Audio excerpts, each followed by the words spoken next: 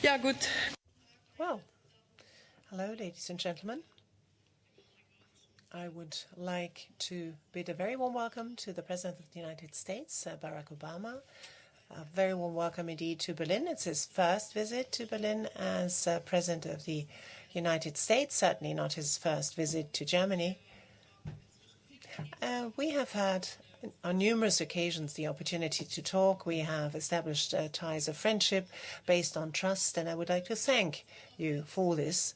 Our cooperation is based on ties of friendship that have lasted for many, many decades between the Federal Republic of Germany and the United States. And this is such a very good relationship because it is based on shared values.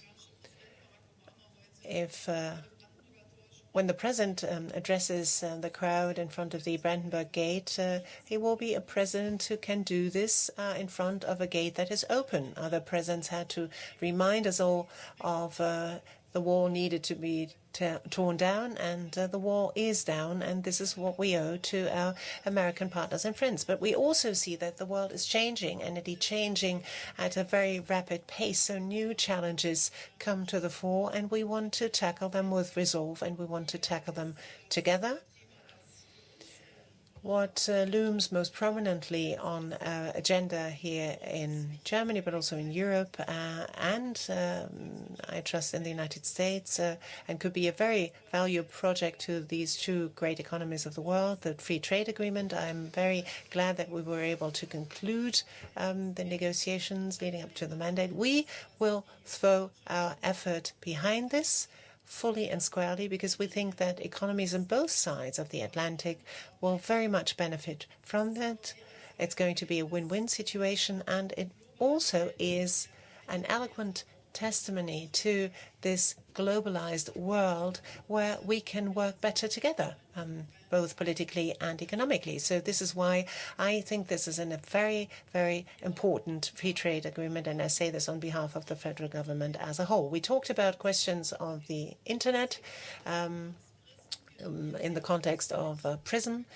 We talked at great length about the new possibilities and about also the new threats that the internet opens up to all of us. The internet is new territory, uncharted territory to all of us, and it also enables our enemies. It enables enemies, our free liberal order, to use it, to abuse it, to bring a threat to all of us, to threaten our way of life. And this is why we value cooperation with the United States on questions of security. I also outlined, however, that although we do see the need for garnering information, there needs to be due diligence also as regards the proportionality. Our free liberal democracies live off people having a feeling of security. And this is why an equitable balance needs to be struck. There needs to be proportionality, and that is something that we agreed on to have a free exchange of views on between our staff, but also the staff of the Home Secretary in the States, and also the Minister of Interior here in Germany, and this is going to be an ongoing dialogue. We talked about a number of foreign policy issues. We are both of us engaged in Afghanistan. A new process has been initiated there of a transition of responsibility. This is a process that we are going to tackle together, just as we tackled the greater military challenges of the past together, building up the security forces in Afghanistan together. We will stand together with the United States and solve outstanding problems that are very difficult indeed still.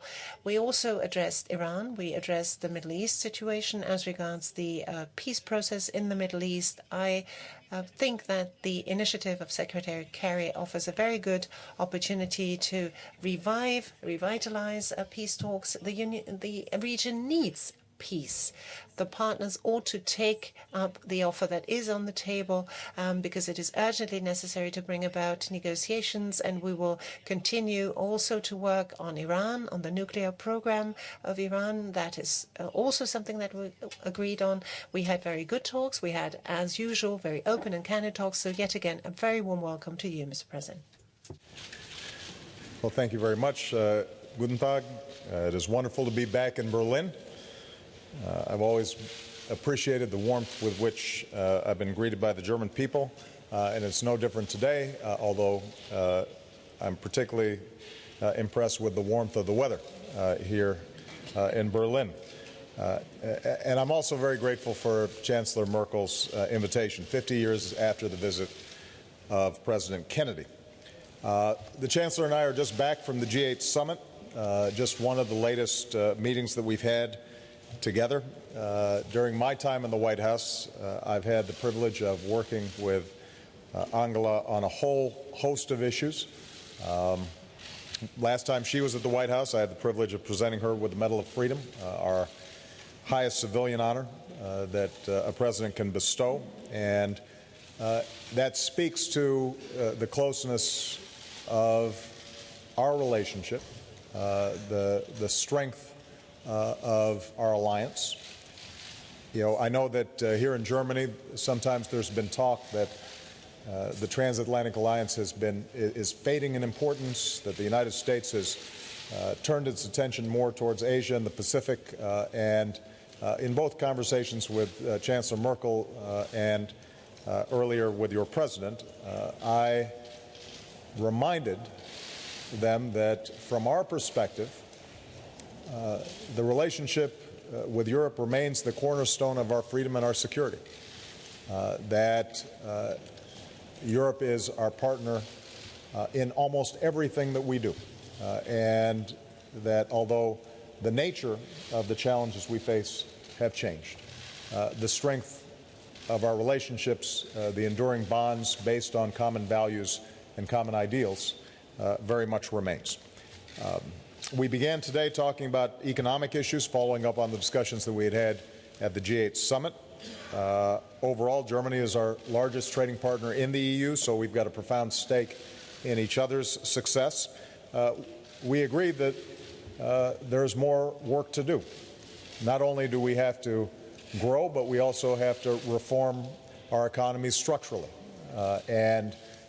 You know, when you look within Europe, obviously different countries are at different stages in that reform and restructuring process. We're going through our own need to reform, for example, our healthcare system, which is much more expensive than most of the developed world and largely accounts for our deficits and our debt. The good news is, though, that we have gone through the worst recession in years, and we are poised to come back stronger if we take advantage of these opportunities. One of the opportunities that we spoke about, obviously, was the Transatlantic Trade and Investment Partnership, or TTIP. The U.S.-EU relationship is already the largest in the world economically. 13 million American and Europeans have jobs that are directly supported by mutual trade and investment. And the Chancellor and I share the conviction that if we are successful in these negotiations, we can grow economies on both sides of the Atlantic, create jobs, improve efficiency, improve productivity, and our competitiveness around the world. And by doing so, we're also raising standards for free trade around the world that will not just benefit us, but benefit everyone. When it comes to our security, the United States and Germany are more than just NATO allies. More American personnel are stationed in Germany than any other country outside of the U.S. We are extraordinarily grateful for the hospitality of the German people. One of the last times I was in Germany, I had a chance to visit our facility where everyone who's injured in the battlefield comes through. And to see the dedication, but also the hospitality the Germans are providing for our young men and women when they've been grievously injured, I think is a strong symbol of how much this means to us. Our men and women have been serving side by side in Afghanistan. Germany is the third largest troop contributing nation there. We're both grateful for the sacrifices that our servicemen and women and their families have made in this common effort. And because of those efforts, Afghanistan now has the opportunity to secure itself and determine its own destiny. We welcome President Karzai's announcement yesterday that Afghan forces will soon take the lead for security across the country. which is an important milestone, one that we established in our NATO summit. Even as we wind down the war responsibly and NATO's combat mission in Afghanistan comes to an end, we're going to have to continue to invest in the shared capabilities and interoperability painstakingly built by the tremendous sacrifices of our troops. And I appreciate Germany's interest in making sure that even after our troops are no longer involved in combat operations, that we can continue to see progress in Afghanistan. And many of you noted that yesterday there was an announcement about the Taliban opening an office for purpose of negotiations in Qatar. I said yesterday this is going to be a difficult process. The parties there have been fighting for a very long time, even before 9/11. And we don't expect that it will be easy, but we do think ultimately we're going to need to see Afghans talking to Afghans about how they can move forward and end the cycle of violence there so that they can start actually building their country. We also discussed the other challenges in the region, including Syria. We are united to see a negotiated political settlement to that conflict. We want to see a Syria that's unified, democratic, and at peace. Right now, we need to see an end to the bloodshed, and we have to make sure that chemical weapons are not used on the ground. I thought we saw some progress at the G8 in reaffirming the need for a transitional governing process and a UN investigation of the potential use of chemical weapons there. I thanked the Chancellor for Germany's unwavering support of the search for peace between Israelis and Palestinians, and I briefed her on my Secretary of State, John Kerry's efforts to find common ground there. And finally, I want to thank Chancellor Merkel's not only generous invitation, but also the humbling privilege that I'll have to address the people of Berlin from Pariser Platz on the eastern side of the Brandenburg Gate. The other side of the wall that once stood there, the wall that President Reagan insisted be torn down. A quarter century since then has been one of extraordinary progress. We can witness this in the incredible vibrancy and prosperity of Berlin. But one of the things I'll address today is the fact that given the extraordinary blessings that we enjoy as Americans and as Germans, we have an obligation to make sure that walls around the world are torn down. And we can only accomplish that together. So I'm grateful for our alliance. I'm grateful for our friendship, and I'm looking forward to an opportunity to answer some questions. Am I starting off? Or? From the American Press, Julie Pace, the Associated Press. Yeah. You need to make. I wanted to follow up on your comments about the Taliban talks. When you announced those talks yesterday, you praised Afghan President Hamid Karzai as being courageous for being willing to take that step. Right. Yet today, Karzai says that he's suspending talks with the U.S. in response to the Taliban negotiations. How is it possible for you and President Karzai to be on such different pages about this key decision? And is Karzai saying different things to you privately than he is publicly today? And Chancellor Merkel, you mentioned that PRISM came up in your discussions today with President Obama. Are you more reassured now about the scope of those programs following the discussions? And did President Obama give you any reassurances that the programs don't violate German privacy rights? Thank you. We had extensive conversations with President Karzai both before and after the Taliban opened the office in Doha. As I think has been reported, there were some concerns about the manner in which the Taliban opened it, some of the language that they used. We had anticipated that at the outset there were going to be some areas of friction, to put it mildly, in getting this thing off the ground. That's not surprising. As I said, they've been fighting for a very long time. There's enormous mistrust, not only of the Taliban and the Afghan government have been fighting for a long time. They're fighting as we speak. I mean, we're in the middle of a war.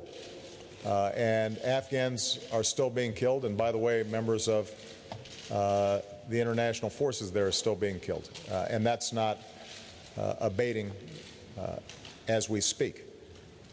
But what we also believe is that alongside the process in which we are training, equipping an Afghan government that can be responsible for its own security, even as we go through some, frankly, difficult negotiations around what it would mean for the international community to have an ongoing training and advising presence after 2014. We still believe that you've got to have a parallel track to at least look at the prospect of some sort of political reconciliation.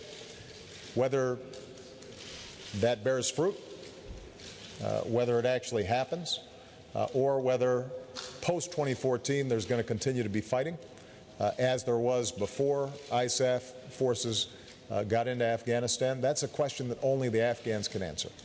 But I think that President Karzai himself recognizes the need for political reconciliation. The challenge is, how do you get those things started while you're also at war? And my hope is, and expectation is that despite those challenges, the process will proceed. Chancellor Merkel, if you don't mind, even though the question was directed at you, I think it'd be appropriate for me to go ahead and talk about the NSA issue, which obviously caused controversy back home, but also here in Europe.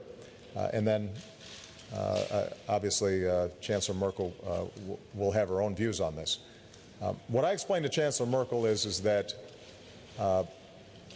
I came into office committed to protecting the American people, but also committed to our values and our ideals. And one of our highest ideals is civil liberties and privacy.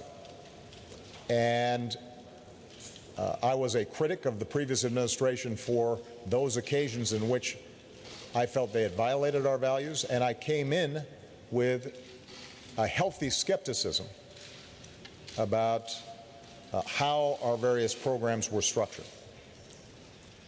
But what I have been able to do is examine and scrub how our intelligence services are operating, and I'm confident that at this point we have struck the appropriate balance. Now, let me be very specific in terms of, and this is what I described to Chancellor Merkel, what these programs are that have caused so much controversy. Essentially, one program allows us to take a phone number that has been discovered separately from the, through some lead that is typical of what our intelligence services do. But we get a phone number, and what we try to discover is, has anybody else been called from that phone? And we have bulk data that allows us to just check on phone numbers and nothing else. No content, nobody's listening in on a conversation at that point.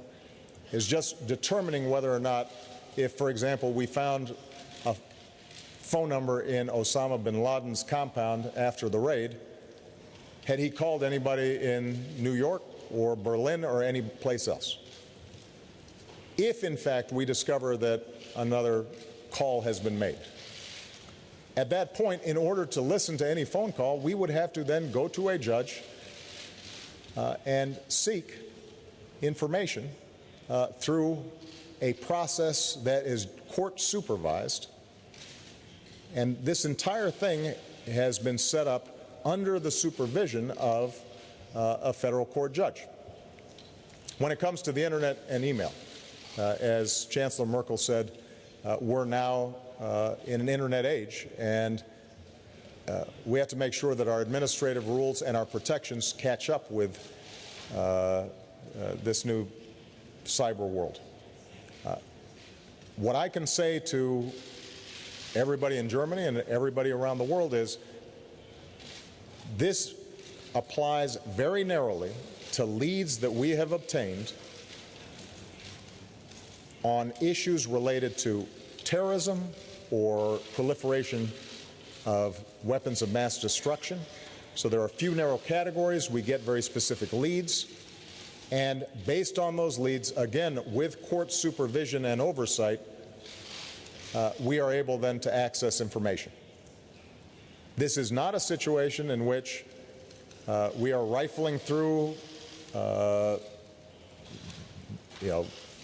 ordinary emails of German citizens or American citizens or French citizens or anybody else. This is not a situation where we simply go into the internet and start searching any way that we want.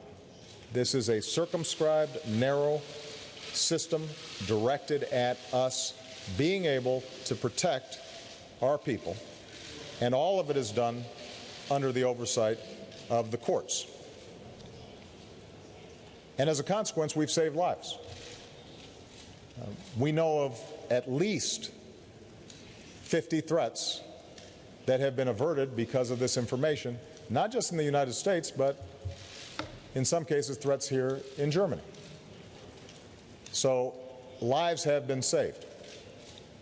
And the encroachment on privacy has been strictly limited by a court-approved process to relate to these particular categories.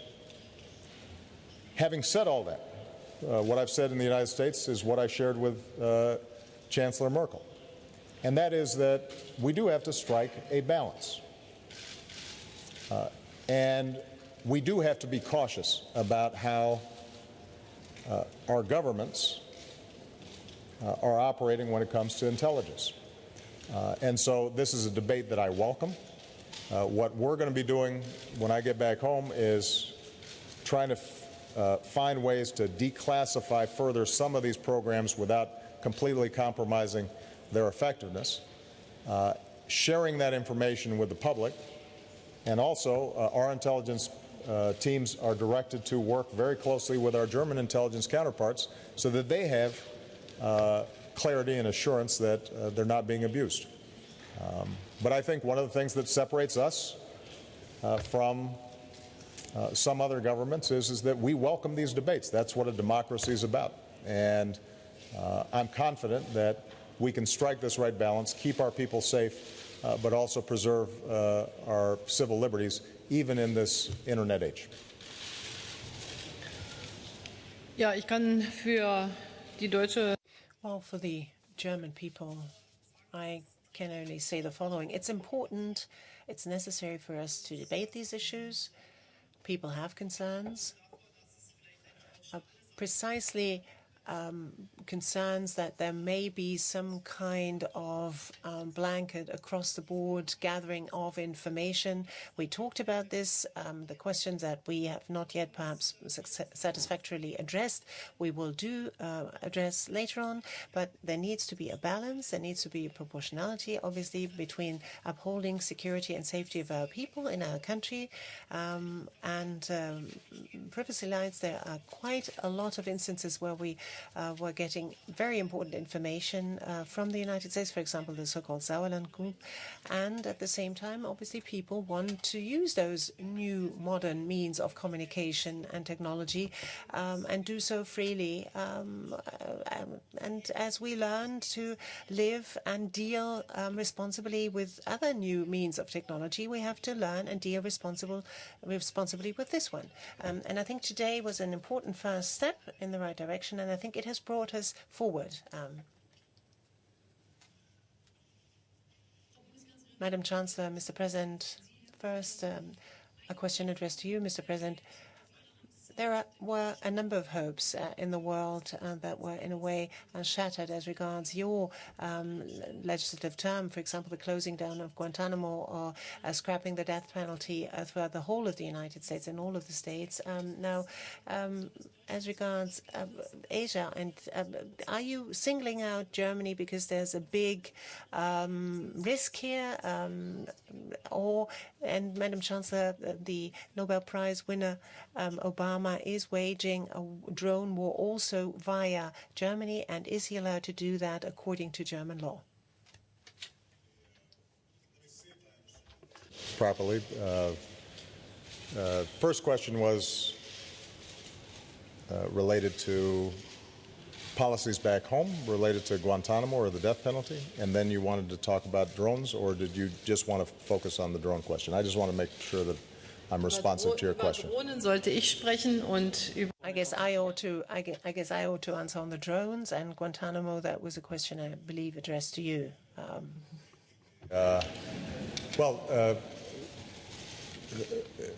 It continues to be my policy that I want to close Guantanamo.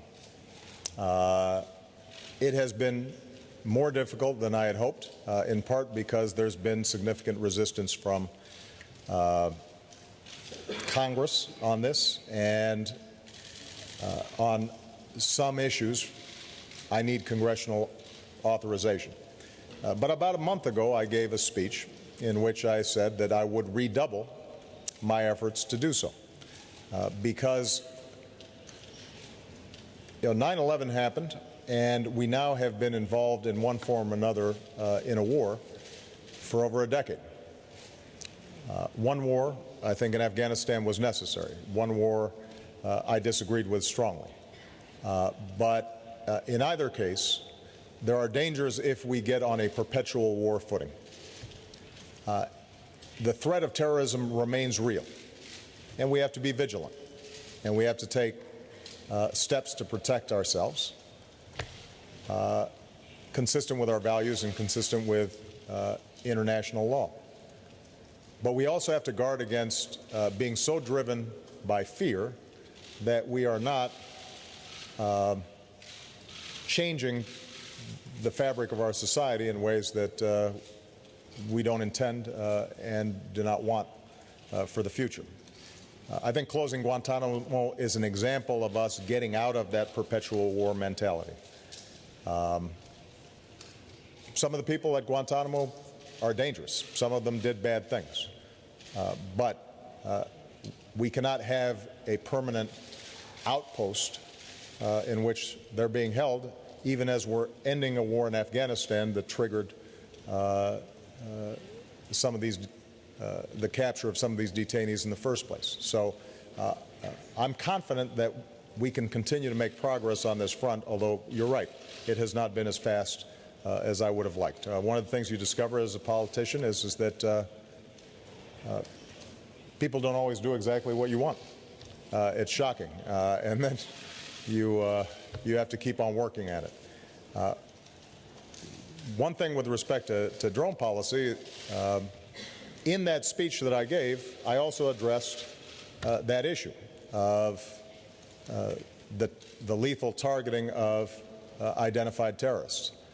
This also is a source of controversy. We have constrained it tightly, and as we defeat al-Qaeda, we have to, I think, very carefully examine how these technologies are used. I can say, though, that we do not use Germany as a launching point for unmanned drones to go after as part of our counterterrorism activities. And so I know that there have been some reports here in Germany that might be the case. That is not. Ich möchte dazu Let me compliment by saying that the United States of America have bases here, they have soldiers here, they fulfill a very important function, particularly in the fight against terrorism. If I think of Ramstein, for example, and also supplies to soldiers, but also caring for wounded soldiers. We as allies, as members of NATO, stand shoulder to shoulder here, and we provide bases for our activities, and our work is based also on shared values. As I said, we have exchanges on values, but I think it's good. I think it's the right thing to do for the United States of America to be present here with military bases in Germany. It's a normal thing within an alliance, and this is as it should be and as it will be and continue to be. Thank you. Mr. President, on Syria, for the purposes of transparency, can you be specific about what military arms the United States will be providing to Syrian rebels and about which groups will be receiving them? And on the same subject, President Putin appeared resolute and isolated on Syria at the G8. How can a political process succeed in bringing peace if Russia continues to support Assad both militarily and politically? Merkel, wenn ich meine Frage auf Deutsch stellen darf.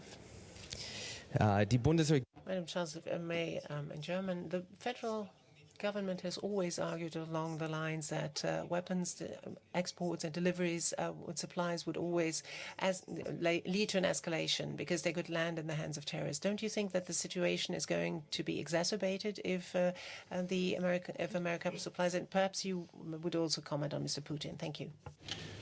Well, first of all, Jeff, I'm very impressed with your German. And I don't know if you had to practice, but you sounded great.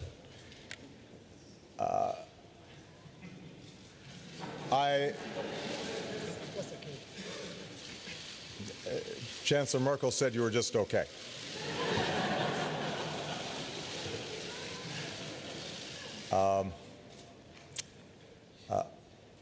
I cannot and will not comment on specifics around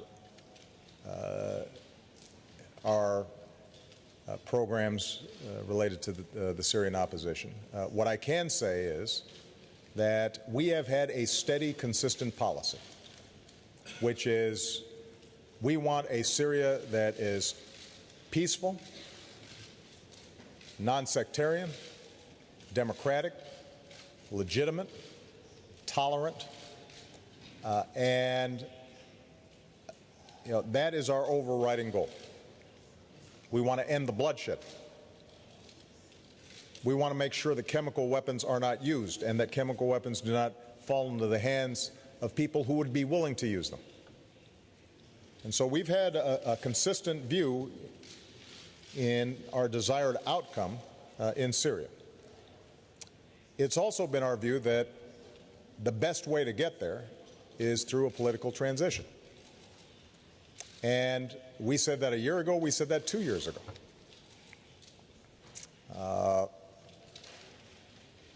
President Assad made a different decision and has brought chaos and bloodshed to his country and has been killing his own people. And it is our view that it is not possible for him to regain legitimacy after over 100,000 people have been killed and millions have been displaced inside the country.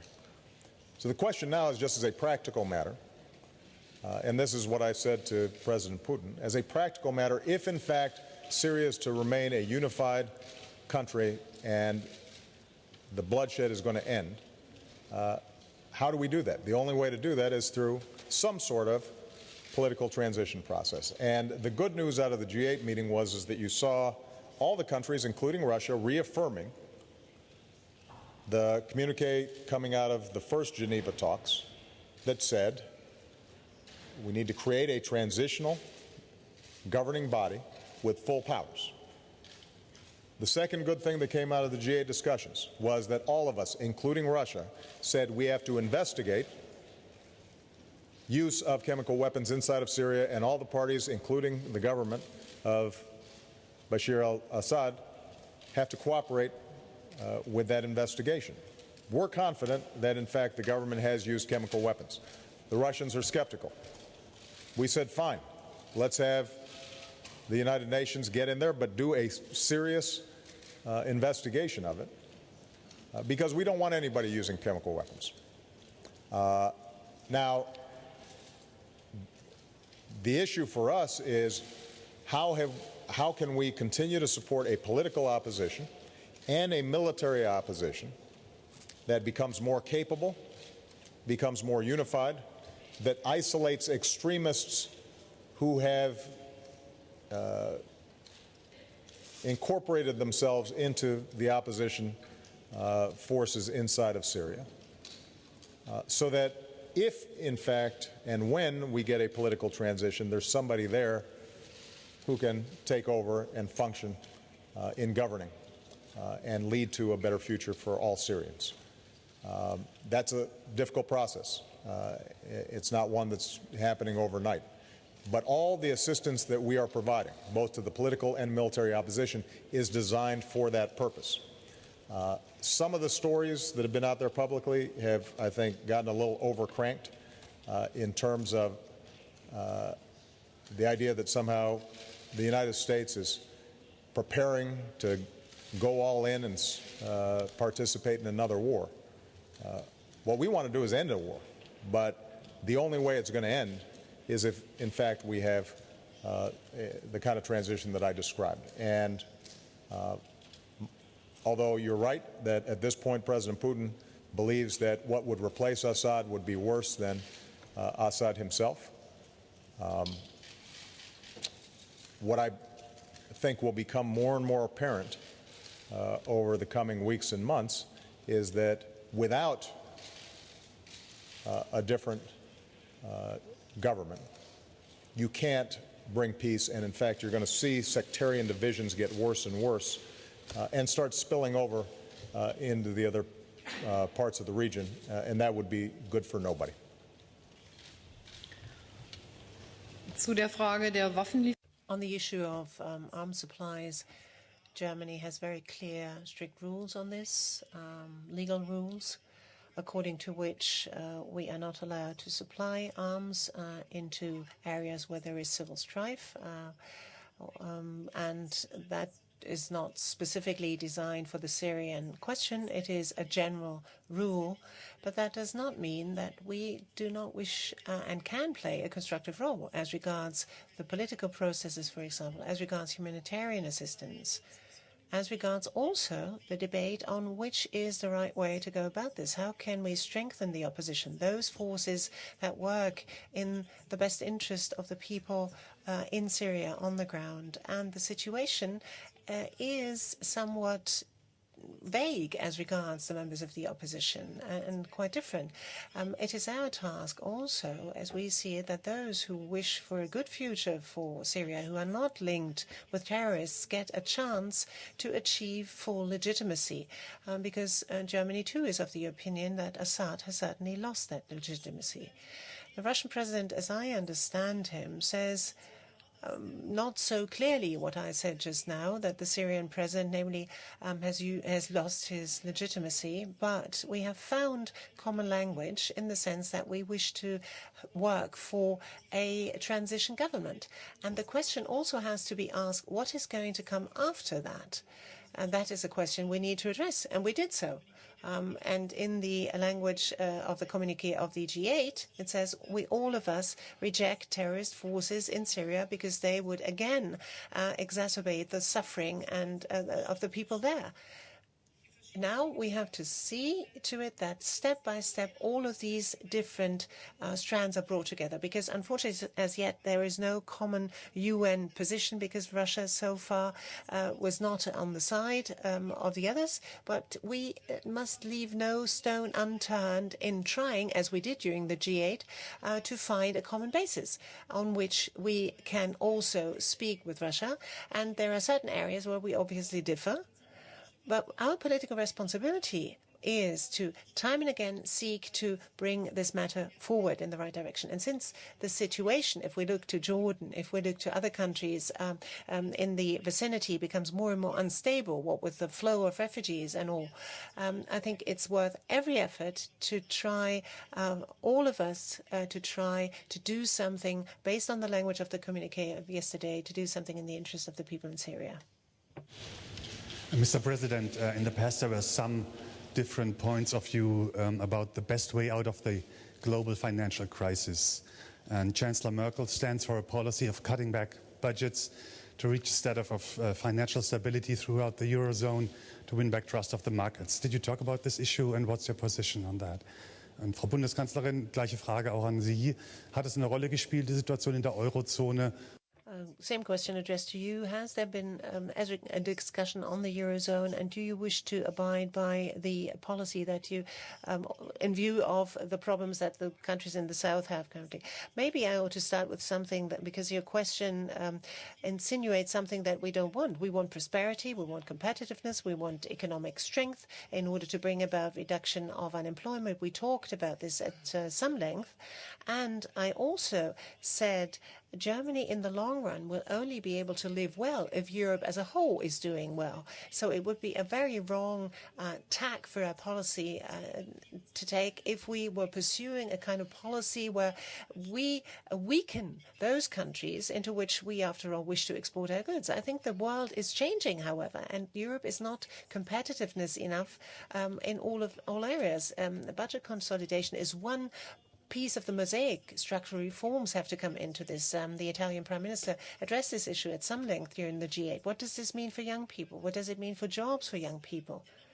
But still, the task is, if 90% of growth globally is generated outside of Europe, then we need to produce goods that are so competitive for other markets to actually buy them. And this is something that we need to undergo. We need to draw down red tape, bureaucracy. We need to be more open for research and development. We need to have structural reforms. We need to have, for example, affordable energy. If I look at the energy price development in the United States, all of this needs to be done.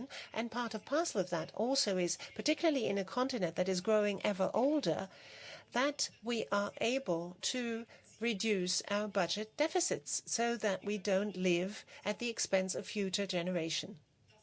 That is what this is all about. This is what I am fervently asking for and working for. Europe can only help that is strong, and so a future without Europe is something that I cannot envisage for Germany. It's two sides of one and the same coin. On the one hand, Germany needs and wants to be competitive, and we also want others to be competitive and improve their competitiveness, and we all belong together. This is why we showed solidarity time and again, and this is too something that we addressed. Well, as Angela said, all of us want the same thing. We want to have an economy that is growing, where people, if they're willing to work hard, are able to succeed and can find jobs that pay a living wage and can retire with some dignity and can send their children to good schools and have health care that is affordable. And we have to do all those things in a way that's fiscally prudent so that we're not mortgaging our future or burdening our children and our grandchildren. And I think all developing countries, or all more developed countries, have been going through some of the same challenges. And we just went through the worst recession in many years. The good news is that we've seen some progress. In the United States, we fixed our banks, which was the source initially, the trigger for some of these major problems. We have a much stronger banking system now with much tighter supervision.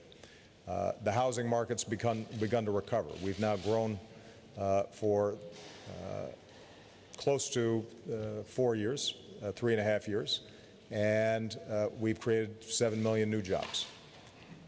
But we still have some reforms that we have to do. We've got to improve the skills of our workforce. We've got to improve our infrastructure. We have to continue to invest in research and development. In all countries around the world, you're seeing growing inequality. And so we have to find ways to make sure that ladders of opportunity exist for those at the bottom, and that profits and increased productivity all does not just benefit those at the top. And so what's true in the United States is also true in Europe. Europe has different sets of problems. Part of the challenge of the Eurozone is that you have countries at different stages and levels of productivity and are further or less far along on this path of restructuring and reform. So we've been discussing this. This has been a 4-year conversation that we've been having, and I don't think there's a perfect recipe All of us have to make sure that our budgets are not out of control. All of us have to undergo structural reforms to adapt to a new and highly competitive economy. What's true is, though, all of us also have to focus on growth, and we have to make sure that in pursuit of our longer-term policies, whether it's fiscal consolidation or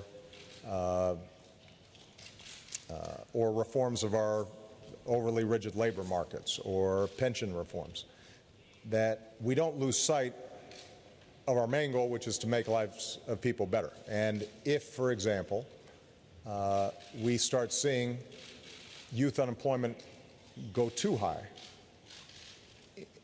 then at some point we've got to modulate our approach to ensure that we don't just lose a generation who may never recover in terms of their careers. And that's the struggle that I think all of us are going through. That's the discussion we had in the G8. That's the discussion that Angela and I had here today. I'm confident that Germany will succeed in this process. I'm confident that Chancellor Merkel cares about maintaining the Eurozone and the European project. And she, I think, is confident that the United States wants to do everything we can to get Europe through this difficult patch so that it can be a force for growth and prosperity well into the future. All right? Thank you very much, everybody. Dankeschön.